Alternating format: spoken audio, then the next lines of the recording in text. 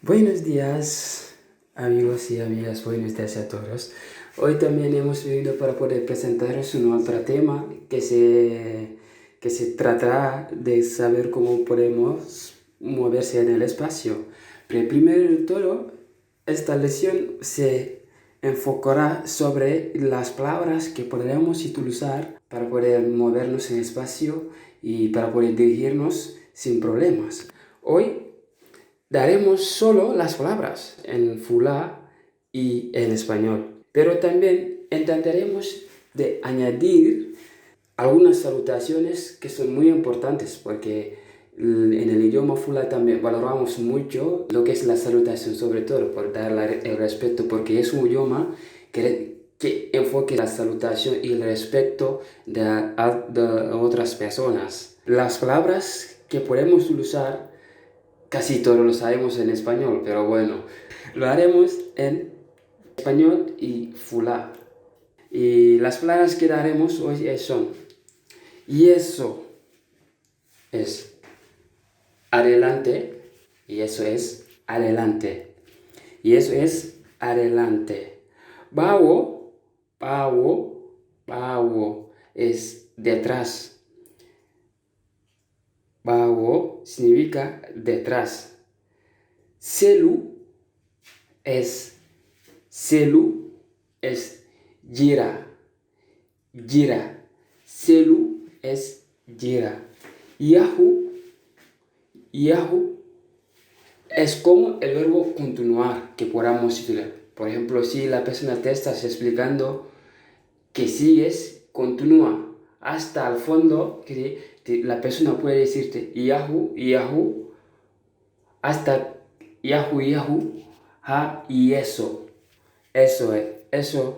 también yahu, entonces podrá dar la significación de continúa. Yungo es mano, pero si añadimos yungo, mano izquierda. Yungo ñamo, mano derecha. Será es al final es será. Al final es será. Taco es al lado. Taco es al lado. Hakune es en el medio, hakune, medio. Lawol es el camino. Lawol es el camino. Yautu es cruza. Daro es para. Daro es para. Wodi. Aquí tenemos un consonante nasal, pero wodi es lejos. Bati, cerca. Dula es un sitio que se puede referir. Un sitio, dula.